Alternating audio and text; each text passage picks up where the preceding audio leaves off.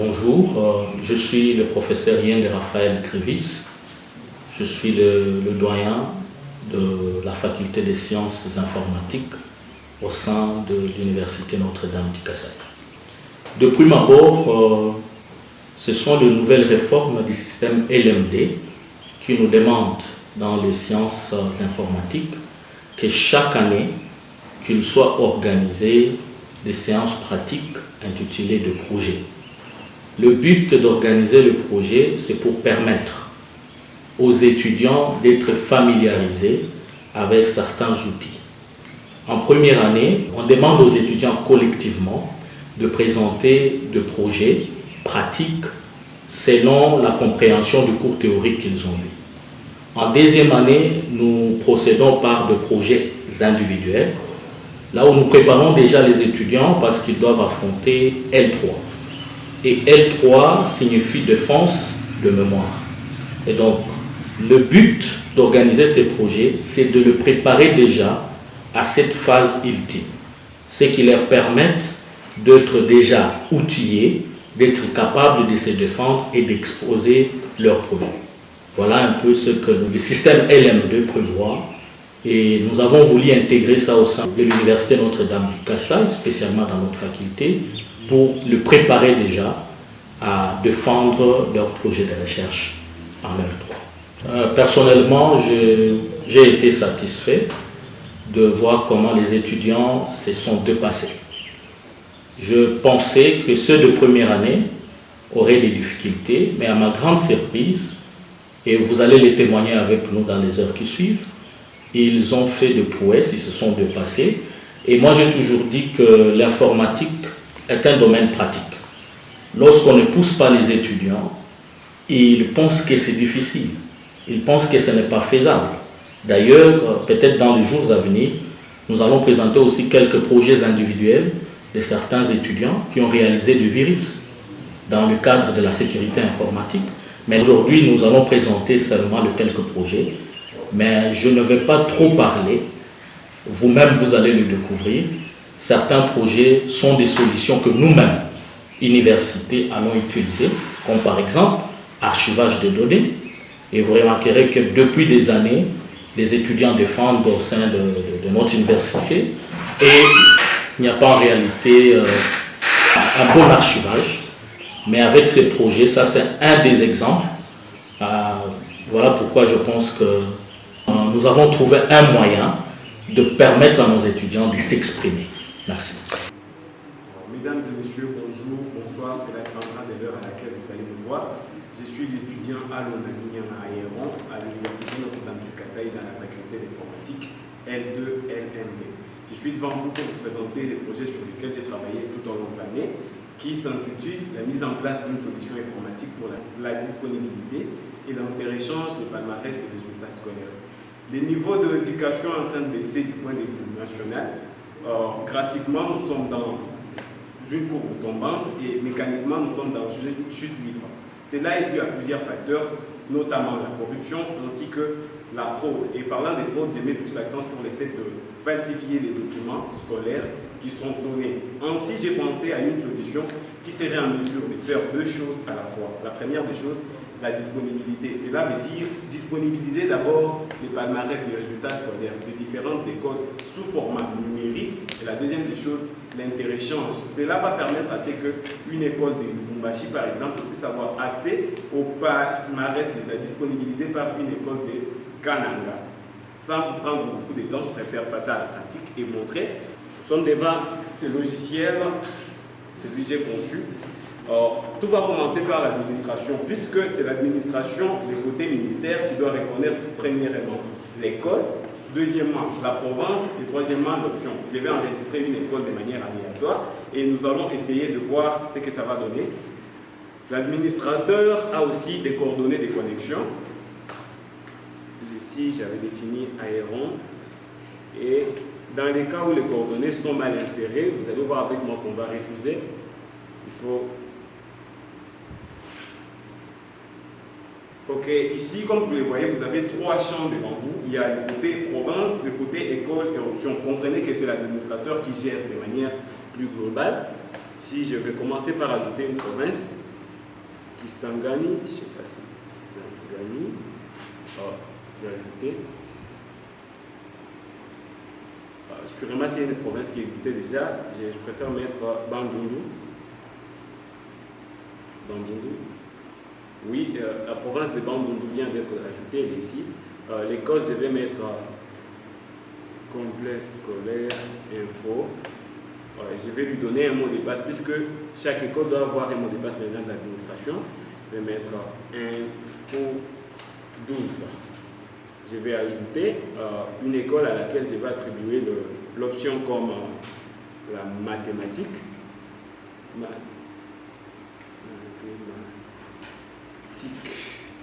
Numéro option, ça, je l'ai fait d'abord de manière aléatoire. J'ai ajouté. Fini les rôles de l'administrateur. Comprenez qu'il fait cette gestion de manière générale. Il peut faire les mêmes opérations sur toutes les écoles, sur toutes les options et sur toutes les provinces. Je passe maintenant du côté école. Le deuxième type d'utilisateur au sein de l'application. J'avais enregistré 16 infos, je me rappelle. Le mot de passe, c'était info 12. Et je valide. Si les coordonnées sont mauvaises, un peu comme avec l'administrateur, on va encore refuser. C'est une mesure sécuritaire à laquelle nous avons pensé pour permettre à ce que quelqu'un qui n'est pas dans le système ne puisse pas ajouter des faux palmarès et autres. Alors, ici, nous sommes en face de deux interfaces. Il y a un côté gestion école où le propriétaire de l'école peut lui-même gérer les élèves de sa propre école. Et il y a un côté consultation générale. Nous allons commencer par la gestion de l'école. Voilà. Dans l'école, ces infos, je préfère mettre quelques étudiants, 2 ou 3, et puis nous allons voir ce que ça donne. Je vais mettre monsieur Alona Nianga, le sexe M, le pourcentage l'a fait par exemple 89. La classe c'est 6e. Et l'option, j'avais mis mathématiques. Donc, mathématiques. Je retiens les choix. Alors, la province, c'était Bandundu. Je retiens encore les choix pour ne plus retaper. Observation, je peux mettre passe, ce qui veut dire il passe des promotions. Ok, j'ajoute. Je mets un deuxième. Vous voyez aussi dans l'application, nous avons fait en sorte qu'il y ait un matricule déjà automatique qui sera attribué à l'élève pour permettre à ce qu'il n'y ait pas redondance comme les principes de base de données les disent. Il y a Kalamba, je veux dire Pune. Alors, sexe M, qui a par exemple 12%, c'est juste un exemple. Il est aussi en 6e mathématiques, tout, mais lui ne passe pas. Lui reprend. Ok, on ajoute. Voilà, ça c'est la vue interne d'une école. L'application sera destinée peut-être au préfet, au directeur des études. Cela dépendra de leur administration. On va maintenant quitter la vue interne pour voir la vue externe, ce qui va permettre à une école de voir les données qui sont dans les autres écoles. Je vais aller dans la consultation générale et avec moi, vous pouvez voir, il y a d'abord les matricules des élèves, leur nom, leur poste de nom, leur sexe, leur pourcentage, classe et observation. Ici, on peut retrouver les élèves de partout. Sincèrement, si on commence par chercher nos propres élèves, j'avais écrit Alona. Vous voyez dans la base, il y a beaucoup de Alona, mais qui sont dans des classes différentes. École, celui-ci est au collège Saint-Louis, celui-ci est dans la CS Info.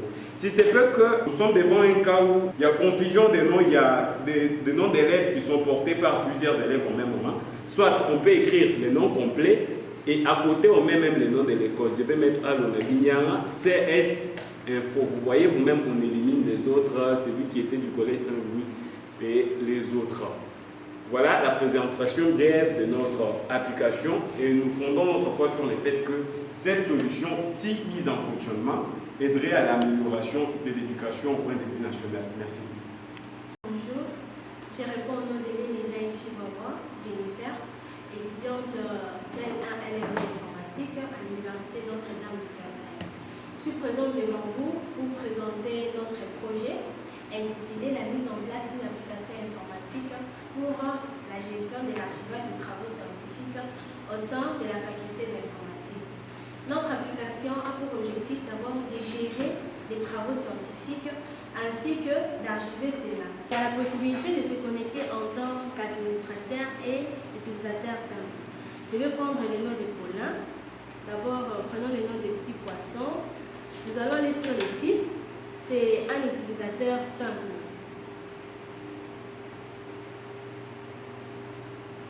Arrivé là, je saisis les mots de passe.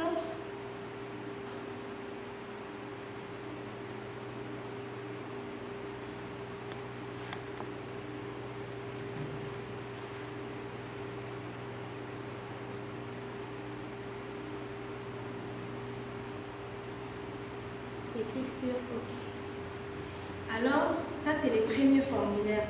Sur ces premiers formulaires, nous voyons que l'utilisateur simple a la possibilité d'abord d'actualiser. Il va actualiser quoi? Il va actualiser les promotions, il va aussi actualiser les travaux scientifiques. Il a la possibilité aussi de consulter ses travaux scientifiques et se déconnecter. Notre application, nous avons aussi utilisé la bibliothèque Speech. Donc, elle permet de faire parler notre application. Nous allons un peu attendre.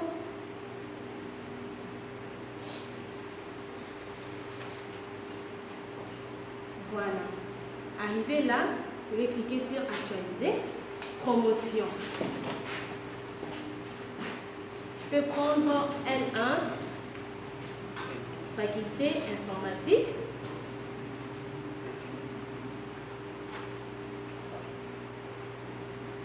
Ou soit médecine.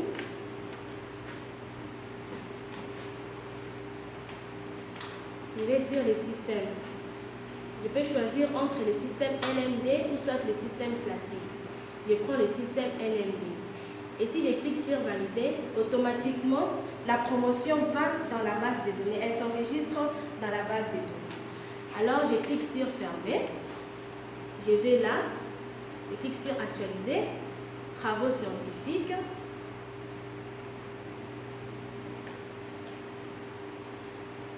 Je recherche la promotion. C'était L1 médecine.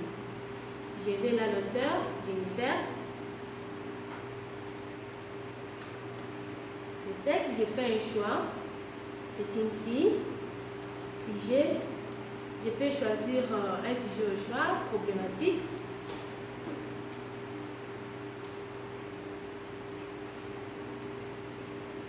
Problématique. L'année, j'ai fait aussi un choix de l'année 2023-2024. Catégorie. Le travail, le sujet que j'ai abordé, ça peut être un TFC, mémoire ou soit un rapport de stage. Je vais sur un TFC et j'appuie, je clique sur importer les fichiers logiques de l'étudiant. Je l'importe dans la base de données. Vu que notre application parle, je dois importer ce travail dans la base de données. L'application est en train de nous expliquer comment est-ce que ce travail sera directement enregistré dans la base de données. Si la personne veut, par exemple, les lire, vous voyez, directement, c'est enregistré dans la base de données. Alors, je vais quitter sur cette page. Je vais sur consultation. J'écris Jennifer.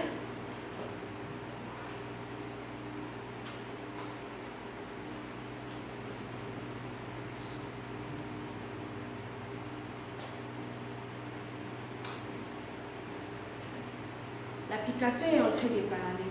Sur consultation, il y a la possibilité soit de lire ce travail-là sur place ou les prendre et les mettre dans une clé USB pour aller les lire à la maison. Donc l'application nous propose, si nous voulons vraiment lire ce travail-là sur place, ou bien si nous pouvons les mettre dans une clé USB, aller les lire à la maison. Alors, j'annule un peu. Je clique sur cette page. Je me déconnecte. Je prends le nom de Paulin. Je vais sortir de l'administrateur. Code. Code.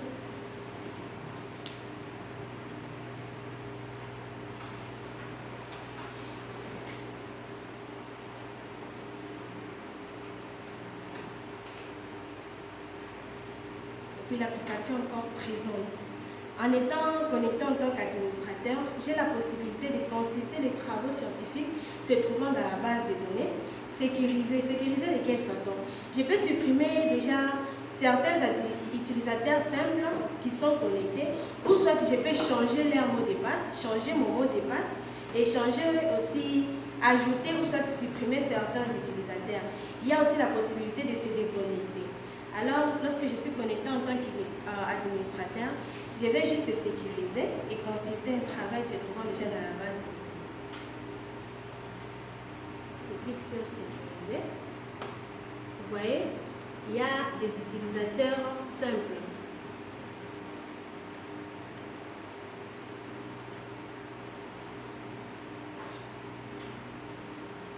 Je peux ajouter un utilisateur simple.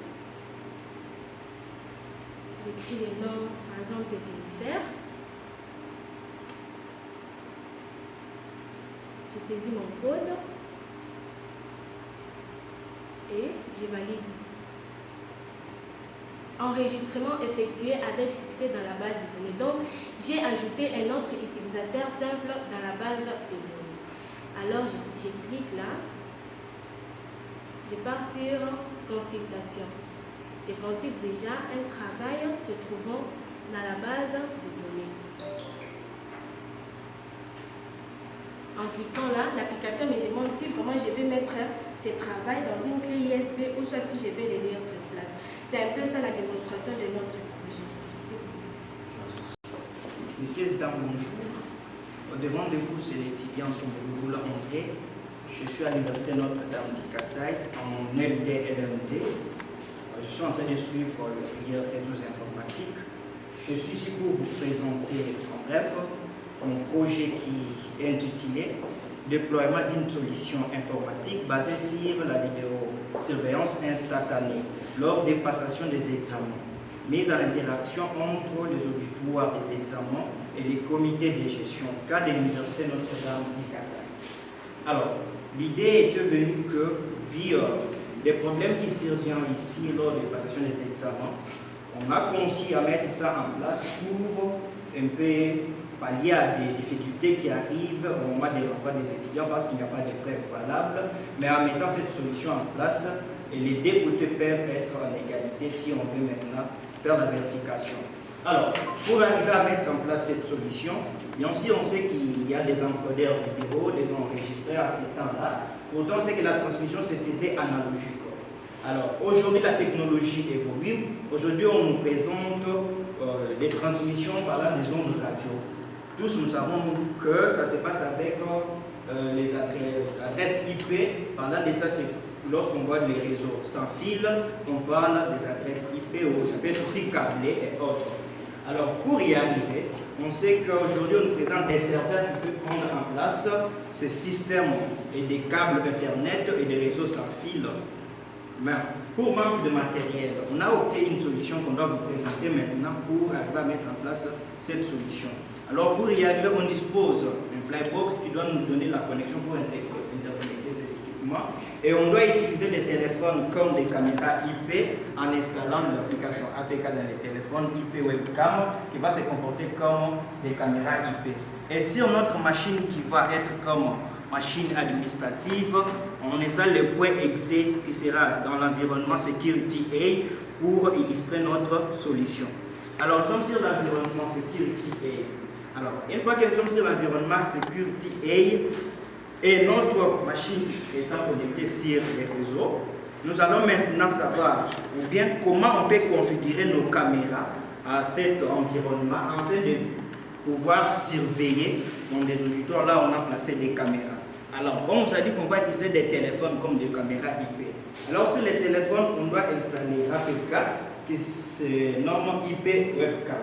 Une fois qu'il est installé, on doit démarrer les serveurs pour avoir l'adresse IP afin de se connecter. Et sans oublier que tous ces équipements doivent être connectés sur un même réseau. Alors, je lance les serveurs dans mon téléphone et je pars sur l'environnement Security A. Je vais aller là où on a écrit ajouter une caméra. Et je vais procéder caméra réseau intégré. Je clique. Je fais suivant. Donc, c'est la caméra. Alors, à ce stade, on peut maintenant visualiser les étudiants qui sont dans cet auditoire et les assistants qui sont en train de surveiller les étudiants. Ça, c'est lorsqu'on est en train de visionner directement. Mais comme notre objectif était d'avoir de preuves au moment où on peut renvoyer l'étudiant à cause de tricherie, collaboration et autres, afin qu'on puisse égaliser aux deux côtés, alors on va procéder à enregistrer les images. Alors pour enregistrer les images, on doit sélectionner. On sélectionne la caméra en question, elle est sélectionnée, et on part là, on a écrit commencer l'enregistrement. Bien sûr, on doit continuer avec l'essai gratuit, et directement, on va commencer à prendre les images. Alors, ici, par défaut, les images vont se stocker dans l'environnement où les images peuvent partir. Mais nous, on peut aussi disponibiliser l'emplacement où ces images peuvent y aller. Alors, pour y arriver, on voit que les images sont là en train de se faire enregistrer. Alors, après l'enregistrement, je peux arrêter les images et je fais l'arrêt d'enregistrement. Alors, pour vérifier cette image, je passe sur les termes multimédia. Alors, par défaut, vous allez voir là, on a écrit choisissez un fichier pour le tirer. On va donner même la date à laquelle l'événement est en train de passer, l'heure et le nom de l'auditoire. Et par là, on peut nommer même les fichiers. Et en cliquant sur les fichiers, on peut les visualiser directement sur l'environnement security ou bien on peut choisir l'emplacement où on peut mettre ces images. Et c'est un peu ça. Et si on veut aller loin, par exemple, on veut écarter les assistants dans des auditoires ou bien les surveillants pour laisser par exemple une personne. Si on mettait par exemple cette solution avec du matériel nécessaire capable, on pouvait aussi utiliser de l'intelligence artificielle au moment où il y a des mouvements et des gestes là qui ne sont pas corrects, qu'on puisse nous alerter par des alertes déjà intégrées avec des algorithmes qu'on peut mettre en place. Mais avec cet environnement, on peut démontrer seulement comment cette intelligence artificielle peut se passer. Je suis sur la caméra. Alors, je peux aller sur démarrer la surveillance. Une fois que je démarre, ici c'est une intelligence artificielle qu'on a déjà intégrée ici pour détecter des gestes, lorsqu'il y a des gestes qui se passent là-bas, et on nous alerte directement qu'il y a un mouvement. Là, c'est par là qu'on parle aussi de sécurité en termes de bureau, même s'il y a un truc et autre. Je peux cliquer là-bas. Je vais d'abord sélectionner la caméra. Je lance l'enregistrement. Alors, comme les étudiants sont là, il y a un peu de mouvements qui se passent. Vous savez, on écrit là-bas alerte, un mouvement a été détecté. Mais il y a aussi un processus de lancer même les sons, mais à ce niveau, c'est un peu limité. Mais avec la solution de matériel ensemble, on peut arriver à faire quelque chose de bon. C'est pourquoi on pense ici, on peut en avoir. Avec l'année prochaine, on peut reconduire ça en mettant en place ce matériel afin de faire un prototype correct. J'ai dit et je vous remercie. Zarissa Michel, étudiant de L2 informatique système L2 à l'université Notre-Dame de Kassai. Je vous présente mon projet de fin d'année qui est intitulé la mise en place d'une application de gestion de vente dans un magasin car la Foufou. Voilà, je peux passer rapidement à notre application.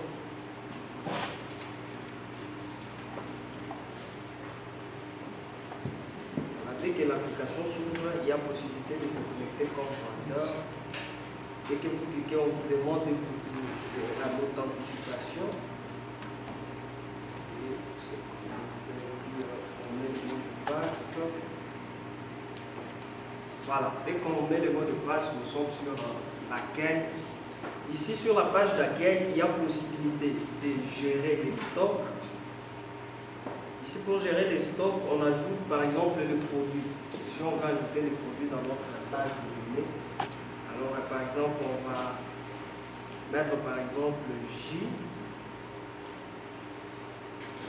Moi ici, c'est une pièce, catégorie, par exemple, verte, condition, c'est bonne, année 2020.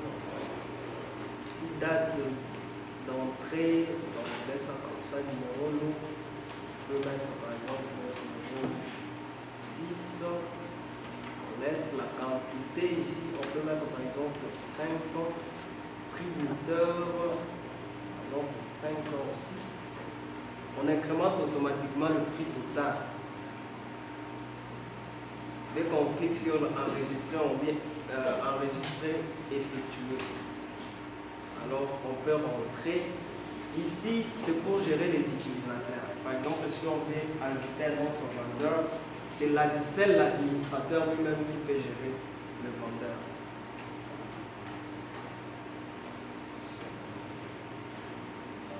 Si on met un mot de passe qui n'est pas correct, on dit accès refusé. Alors, je vais essayer de mettre un mot de passe qui est correct. Voilà, il y a possibilité d'ajouter un administrateur, le mot de passe. Ici, on peut sauter directement et on vient ici sur vente. Ici sur vente, on présente comment on va vendre le produit. Ici, on nous donne juste la possibilité de mettre la quantité du produit. Donc, par exemple, quand vous sélectionnez sardine, le produit sardine, on vous donne juste la possibilité de mettre la quantité. Dès que vous mettez, par exemple, et puis en haut ici, si vous remarquez bien, on vous dit le nombre de stocks qui est dans la base de données. Par exemple, si on essaie de mettre, par exemple, sardine, ici c'est 50 dans la base de données. Si on essaie un peu de mettre 100, vous verrez qu'il y aura un message qui va dire les stocks est insuffisant. Stock disponible, c'est 50. Alors, on va mettre le stock qui est valable. Par exemple, ici, on va mettre 25. Dès qu'on met 25, on enregistre. Vous verrez bien. Il y a déjà sardine qui est dans la base. On prend un autre produit, par exemple le savon, Monganga. Si on met par exemple le 10, on enregistre, c'est déjà dans la base. Quand on sort, ici il y a possibilité de voir le nombre de produits qui se trouvent dans notre stock. On part sur achat. On vous montre le produit que vous avez mis dans la base de données. Quand on sort ici, on vous donne l'aperçu de ce que vous avez vendu. Par exemple, ici, on a vendu sardine et savon Monganga. Il y a possibilité de nous donner l'aperçu sur ce qu'on avait vendu. Alors, on prend sardine, type, on prend boîte, on n'a pas vendu 19 pièces, on n'a pas vendu. Voilà. On vous donne le nombre de produits vendus et le montant total en bas là. Il y a un produit vendu, montant total c'est 100 000 francs par exemple. Et il y a moyen d'imprimer la facture. Si on prend sur la dessus, il y a moyen d'imprimer la facture ici. C'est ça. Et quand on sort, c'est un peu ça notre projet. Je réponds au nom de Kalambakita Pilipita. Je suis étudiant au sein de la faculté de l'informatique à l'université Notre-Dame du Kassai. Je suis en L2, selon le système LM2. Je suis devant vous pour vous présenter mon projet qui parle de l'amélioration d'une application dynamique des chats en ligne pour les cas exclusivement des autorités académiques. Si je suis devant mon poste, alors je vais directement lancer l'environnement qui m'a vraiment permis de mettre en application ce système de chat en ligne. Voilà. Le logiciel en question, il est intitulé Exemple Control Panel. Voilà. Je vais directement d'abord lancer Apache, les modules Apache et les modules MySQL pour l'ouverture de la session. Une fois terminé, je vais directement choisir un navigateur par défaut. Bon, je vais prendre quand même celui-ci, le Firefox. Voilà. Alors, comme c'est vraiment un site de chat en ligne, il va permettre aux autorités de la faculté d'informatique de l'Université Notre-Dame de chatter. Ce site, c'est un site qui sera hébergé dans un serveur local. C'est la raison pour laquelle ici, lorsque je suis en train de chercher mon chemin d'accès, dans la barre de recherche, je vais saisir localhost. Localhost mychat. Je fais Enter. Voilà. Du coup, ça c'est la page d'accueil, c'est ma première page d'accueil. Elle est intitulée login.php. Voilà. Alors ici, il y a des possibilités. La première possibilité est celle de se connecter si vous êtes déjà un utilisateur membre, donc qui a déjà créé son compte et qui est déjà reconnu dans notre base de données. Voilà, et pour vraiment être beaucoup plus explicite, on va d'abord passer à la création d'un nouveau compte. Alors pour passer à la création d'un nouveau compte, on va aller en bas ici, on va cliquer sur inscrivez-vous. Voilà. Une fois cliqué sur inscrivez-vous, vous verrez qu'il y a maintenant une autre interface, une nouvelle interface qui apparaît. Et cette interface, dans mes codes, c'est la page signup.php. Et puis voilà, je vais directement saisir ici les noms d'utilisateurs. Les noms d'utilisateurs, je peux saisir André. André. Email, je vais entrer André arobase gmail.com. Voilà. Je sélectionne les sexes. André, c'est un homme. Les passwords, je vais mettre le mot de passe. Voilà, je vais mettre 2020. 20. D'accord. Ici, on dit retype password, ce qui veut dire retaper le mot de passe. J'écris encore 20. Et voilà, j'essaie un peu de rouler en bas. Voilà. Une fois terminé vraiment les remplissages de tous ces formulaires, je vais alors cliquer sur inscrire. On dit quoi? Veuillez entrer les noms d'utilisateurs corrects. Pourquoi on dit veuillez entrer les noms d'utilisateurs corrects? C'est parce que lorsque je suis en train de taper mes codes, j'ai défini vraiment les nombres minimales de caractères qui doivent contenir ces champs de username. Alors, je ne vais pas entrer, je vais entrer par exemple Peter Kalamba.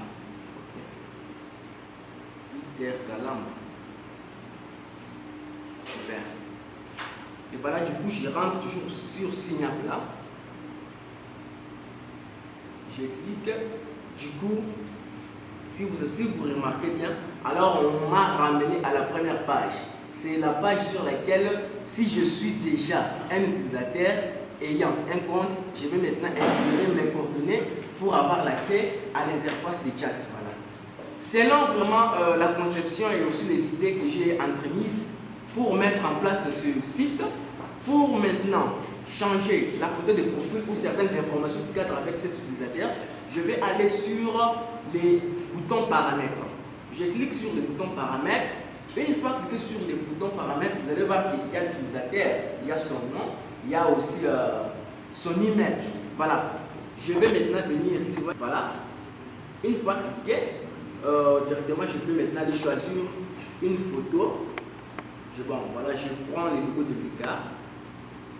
Ok, super. Vous avez vu que directement la photo de profil de cet utilisateur Peter Kalamba, c'est le logo de Lucas qui s'est affiché là. Et pour sauvegarder ou enregistrer toutes ces données ici, je vais aller cliquer sur Save Settings, ce qui veut dire sauvegarder les paramètres. Voilà. Je clique, on dit données enregistrées. Et puis je vais cliquer sur OK. Super. Là maintenant je vais rentrer dans mon interface des contacts. Lorsque je vais aller maintenant cliquer sur contact, le bouton contact, là-bas l'interface qui va apparaître, c'est l'interface qui va maintenant m'afficher les noms des autres utilisateurs qui étaient déjà reconnus dans notre base de données. Donc il y avait déjà leur compte dans les sites déjà dans les sécurité de la faculté d'informatique. Je clique sur contact. Une fois cliqué sur contact, je constate que non, il y avait M. Richard, M. Blaise et M. Kangou qui avait déjà créé son compte et il est reconnu comme un utilisateur membre de cette plateforme. Alors, on va maintenant procéder au chat en question. Alors, je vais un peu essayer de scinder ces tableaux en deux. Pour prendre un autre navigateur, je vais essayer un peu de choisir l'autre navigateur. Je vais prendre le Microsoft Edge. Voilà. Ok, je réduis un peu. J'écris local Voilà. Je clique sur Login et directement l'utilisateur Aaron s'est vu aussi interconnecté sur notre interface. Donc il est déjà reconnu comme étant un membre au sein de notre système de messagerie. Et voilà, on va rentrer dans notre première page ici de l'utilisateur Peter. Voilà. Peter clique sur Contact, du coup il va dérouler pour choisir un membre avec qui il va chatter. Voilà. Il vient sur Aaron Alona. Voilà. Une fois cliqué sur l'icône ou soit sur la photo de profil d'Aaron Alona, vous voyez que il y a maintenant l'interface qui va lui permettre de chatter avec Aaron Alona. Il va écrire salut gentleman par exemple. Et nous avons un bouton là, Send. Il clique sur le bouton Send. Directement, on va maintenant rentrer au niveau de l'utilisateur Alona. Vous voyez que Alona constate que au niveau de Peter Kalambi, si vous voyez bien, au coin supérieur gauche, il y a un. Et là, c'est une notification qui atteste que non, Monsieur Peter Kalamba lui a envoyé un message. C'est Monsieur Peter Kalamba qui a envoyé la photo à l'utilisateur Aaron Alona. Et c'est le quantième, c'est le 2 novembre 2023 à 10h28 minutes. Et puis on va rentrer dans l'interface de M. Alona pour voir si M. Alona a réceptionné l'image que M. Peter Kalamba l'a envoyée.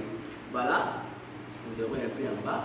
Voilà, il a reçu le message provenant de M. Peter Kalamba. C'est un logo de Lucas.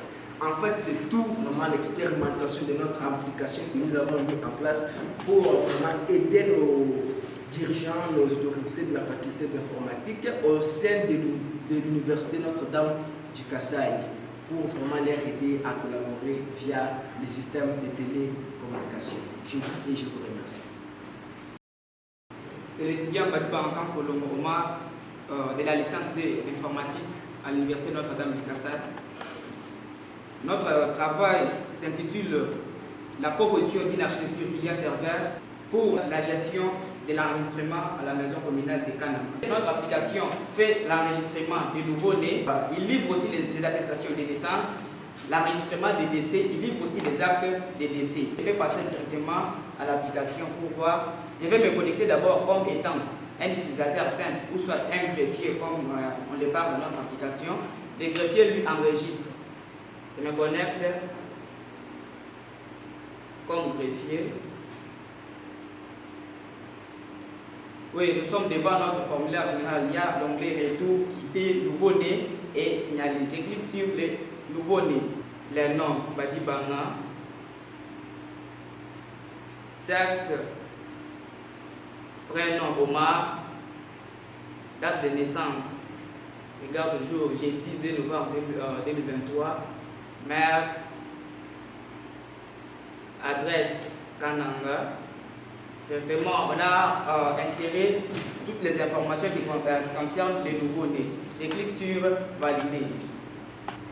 C'est fini, c'est le travail du greffier. Le greffier lui enregistre seulement. Ici, c'est le cas d'un enregistrement des nouveaux-nés. C'est le bourgmestre qui gère l'application. Devant le bourgmestre, il y a aussi sécurité. Lui gère la sécurité de l'application. Il y a aussi quitté, attestation et la statistique.